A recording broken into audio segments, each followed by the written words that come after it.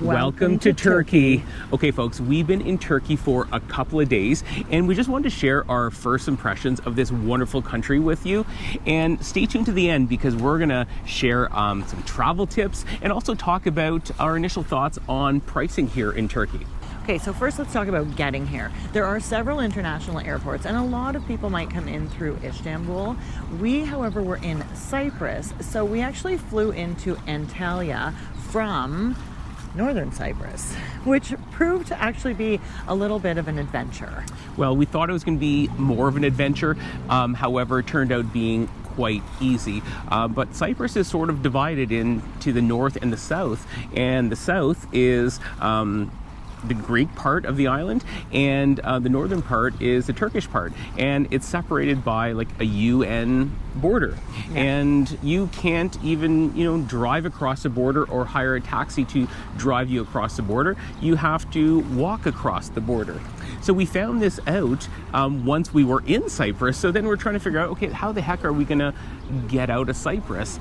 And we were going to Turkey because Turkey is very close to Cyprus. It's like, I don't know, is it 200 miles or? We're super close. I mean, even, closer maybe through at its closest point. But I mean, we didn't think we could. We did find out that you could take, there were some taxi cabs that would take you across. But essentially that northern part is like you arrive in Turkey when you go to northern Cyprus.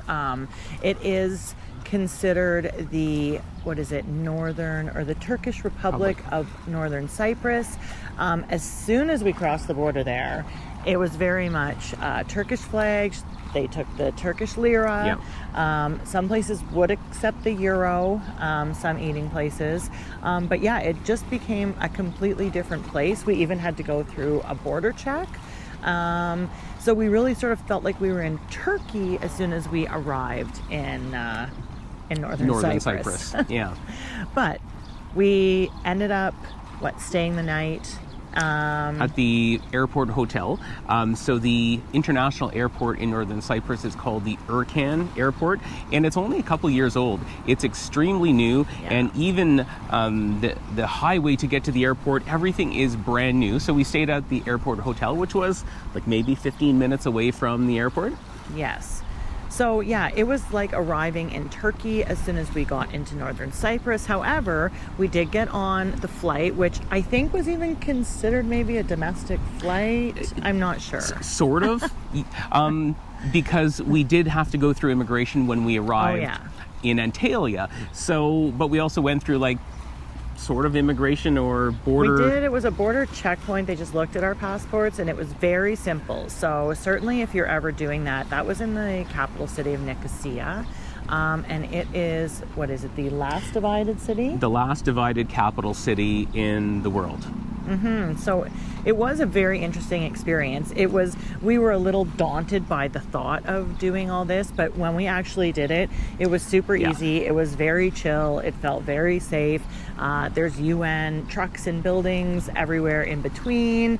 But yeah, it was just super low key and actually very simple. And we did just walk with our luggage for a couple of kilometers right across the border and got ourselves into had a little Turkish lunch at a restaurant. So it was actually quite easy, and it was a super quick flight from Erkan to Antalya. We weren't even in the air for an hour. So yeah, that's how we arrived. And Antalya, wow. Our first impressions there, because that was sort of our first impressions of actually being in Turkey mainland, and it was gorgeous. We loved Antalya, and we were only there for a day, and we wish we would have stayed a couple more days because there are so many things to see, and we were already on like day 2 of our travel day, and we just wanted to get to our destination. But it was a big modern city. I mean, it had every store you could imagine. There was chain hotels. Like, we stayed in a Hilton. Yep. So definitely, I mean, I think it's a population of 1.3 million. So you have this big modern city with everything you could want, but then also this gorgeous little old town that was just so different. The architecture there. Like a beautiful, well-preserved, historic old town. It was really, really nice to see. Yeah, that was what we wish we had more time for, and maybe even to just like stay in a little boutique hotel there. We did not film in Antalya because we were on day 2, like Mitch said. We were tired and we just really wanted to get to our destination and settle in. Like, we did see a couple of cool things. We walked around part of the old town. We saw, is it Hayden's Gate? Yes. Hayden's Gate, which was the gateway or one of the entrances to the ancient city, and it was built in the year 130. So almost 1900 years ago. And I think we have a picture of us that we'll maybe overlay here if we can. But that was really cool to see. Yeah, no, the old town was very unique, very different from sort of like European, the architecture there with that sort of Ottoman style, I believe it is. So we really loved it. And then just the smells coming out of all the restaurants, and I mean, we'll get into the food, but it's kind of windy here today on the edge of this beautiful turquoise coast that we're at. So I think we should move somewhere a little less breezy. I agree. So I can stop eating my hair. Okay, so we found a place that's not nearly as windy. Jan's hair was blowing all around. So now we just wanted to talk about our bus ride from Antalya to Fethiye. So we took a Flixbus, and it was 38 Canadian dollars for both of us. And how long was the ride? Almost 3 hours. Yeah, it was almost 3 hours, but it was a beautiful bus. It was. They even provided drink and snack service. Just like you're on a plane, they had their little cart, and they were offering, I think, Turkish tea and some soft drinks, and they had like some little snacks, nuts or something like that. It was a really, really cool bus experience. And it was complimentary. Like, we didn't have to pay for that. It was so... Exactly. And the bus was clean, and and it was... It's fantastic. And one thing I forgot to mention, our flight from Northern Cyprus to Antalya cost us 196 Canadian dollars for both of us. So extremely affordable for that, basically 1 hour flight. Yeah, it was with Pegasus Airlines, so we had never flown that, but I think it's a discount Turkish airline, but it was fantastic. It was no really issues. Nice. Yeah. No issues. And something else to talk about transportation that we noticed. So in Turkey, no Ubers. No. And the taxis are not very not affordable. Cheap. No. Not very affordable. No. So yeah, they are gonna cost you, and you can't even use the Uber app to get taxis. But they do have, it seems, lots of taxi stands everywhere. That seems to be the way we've found to travel. But back to the bus ride here.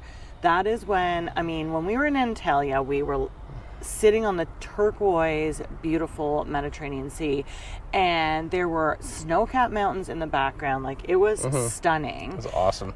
But even as we drove, when we drove to Fethiye, we came through the mountains, and wow, like I just don't think I realized that Turkey was so lush and also so many snow-capped mountains. We ended up looking it up, and they actually have peaks here that are higher than the peaks in the Canadian Rockies. So really shocked by that, and just all the farmland that was sort of up in the mountains, and fruit trees and greenhouses. Greenhouses galore.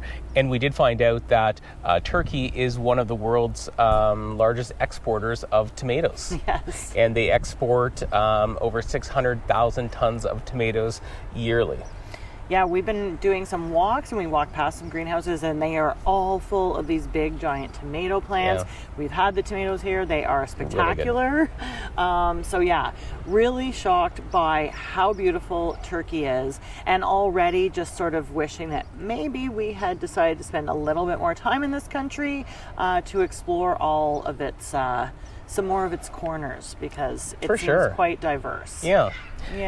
Now on the bus ride here, the roads and infrastructure, the roads were very modern. Very great highways. Well kept up. Like, no potholes, no heaving. I mean, they probably don't get the problems like we get in Canada, I guess, with the frost in the ground, but no, like, super modern. And and unlike Cyprus, where we came from, we drive on the right side of the road here. So we're back to sort of normal for us, because it was a little bit of a adjustment period when we were in Cyprus, because they drive on the left side of the road. It just messes with your brain, It just really crossing the road. Like, we were always looking the wrong way, Yeah. and you want to step down. And anyways, and it wasn't like one of those hairy drives that you sometimes have in other countries when you're on a bus and, you know, in the mountains. Even Albania, I know you were a little sketched out at some of the spots that we were driving, but no, it was like a beautiful mountain drive. But another thing that surprised me is, like, we have this beautiful 20-degree weather, you know, 16 and sunny here, but when it gets cool, the other day it dropped down, it was only about 15, and we heard there was snow up in the mountains. So people who were driving up there were actually, like, there were people in the ditch. And so that even, I mean, I guess I should know these things, but I felt like I didn't know that about Turkey. Well, no, it's very surprising. And we met some new friends here. They're also Canadians, and they were on a road trip, and they had 2 whiteout conditions up in the mountains. And you just don't expect that when you're in Turkey, and especially in March. Yeah, so something to be aware of if you decide you want to rent a car and do some exploring. Just maybe check the weather, especially if you're heading up into the mountains, which pretty much are all around, it almost seems. Yeah. So yeah, something to keep in mind. For sure. I guess the next point we want to talk about is just the friendly people here in Turkey. Like, everyone is super friendly, welcoming.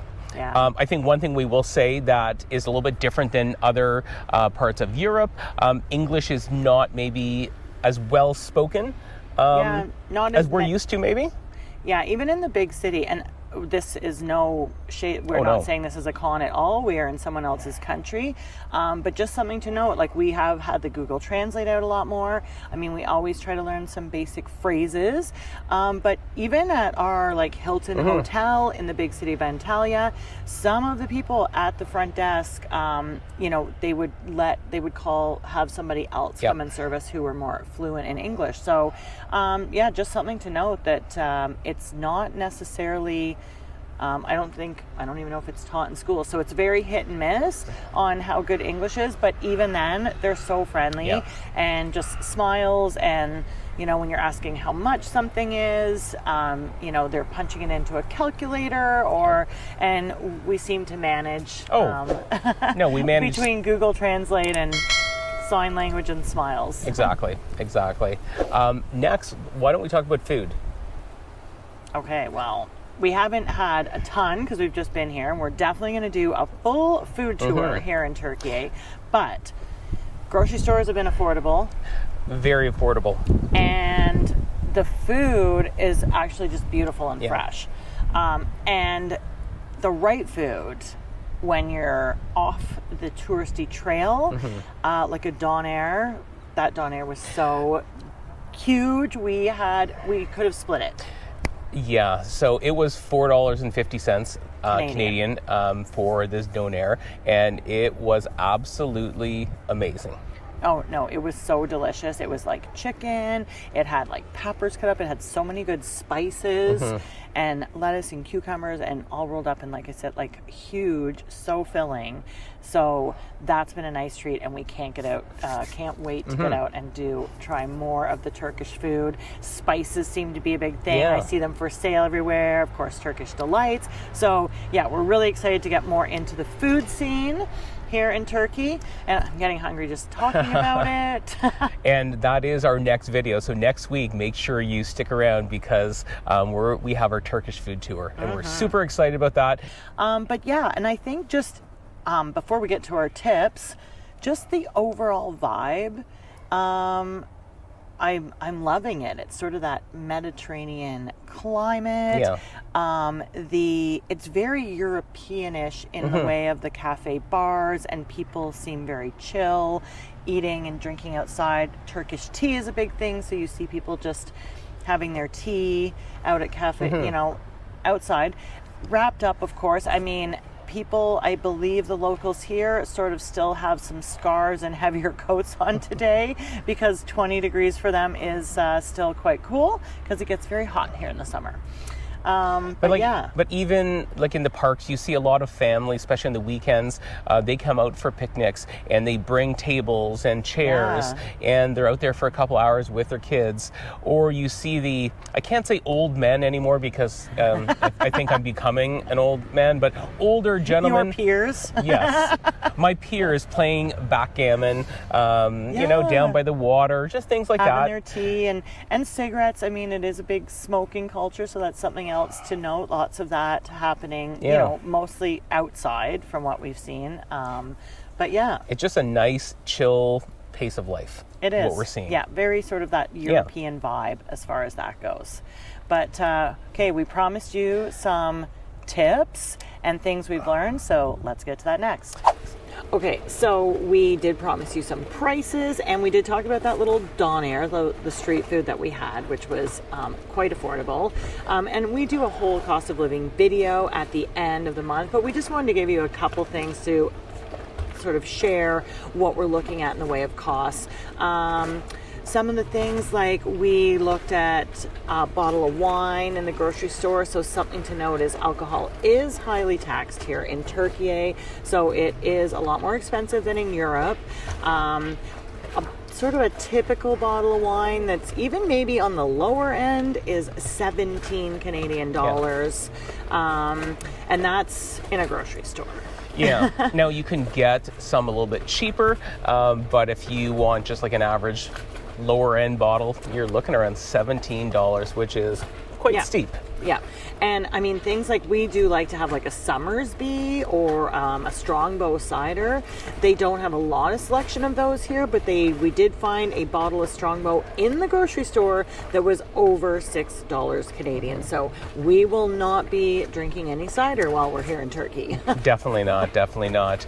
Now at the grocery store, if you want to buy a bottle of beer, or I guess it's like a king can of beer or whatever, it's about $3.15 Canadian for that in the grocery store.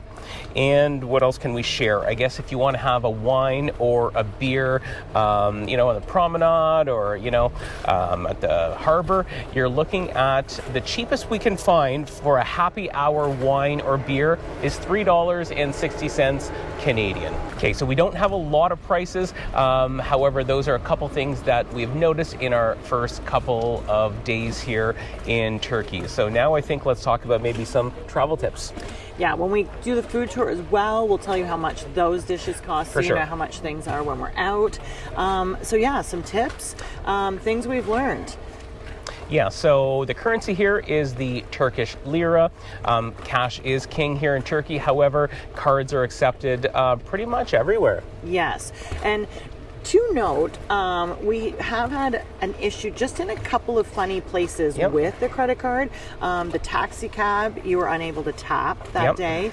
And when we were trying to get cash at the airport, the Canadian bank card wasn't working, and it's worked everywhere for us. So, we're not sure. There's been some weird little hiccups like that. So that's something to note. Another thing, this is really important to some people. We don't mind it. We get used to it in these countries, but toilet paper cannot be flushed here. You need to throw your toilet paper in the garbage cans. They're beside every toilet. No flushing of the TP. Yeah, so what else? So the outlets are all European style power outlets. And then one thing that we ran into was with our eSIM. So when we were in Cyprus, we were staying in the southern part of Cyprus, so we had an eSIM. And when we went to northern Cyprus, that eSIM didn't work.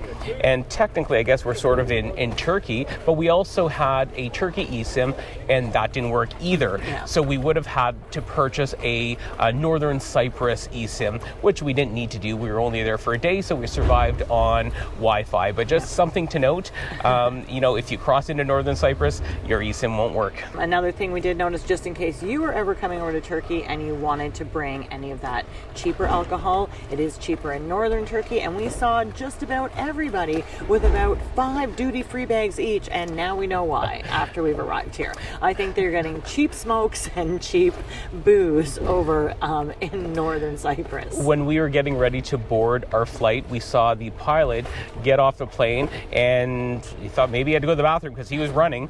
Then he gets back on the plane with some duty-free bags. Yeah, he passes going down the chute with his duty-free goodies for the day. So yeah, I think that's all that we've sort of gathered so far. Well, I guess the one last thing for us, we don't like traveling in high times when it's super busy, when all the crowds are around. So we prefer shoulder hours. We prefer shoulder season. So April and May, September and October, in our minds, would be the perfect time to visit Turkey. Yeah, otherwise you're getting into the winter, which is really much more of an off season, and it does get cooler here. So yeah, we, as you know, like to travel in those shoulder seasons. We do think the winter might be a bit too crisp here, and then of course we would always avoid your June, July, August, and just judging by the amount of tour boats that we are seeing that go for miles and miles, the number of restaurants and cafes, the number of vendors, it just must be quite the extravaganza in the summer. Absolutely. We hope you've enjoyed these first impressions. It's always interesting when we arrive in a new country. Again, we might have some different opinions after we've been here for the month, but we hope you will hit like if you like this video, and we have more adventures yet to come. So until next time, cheers and happy travels. Be free.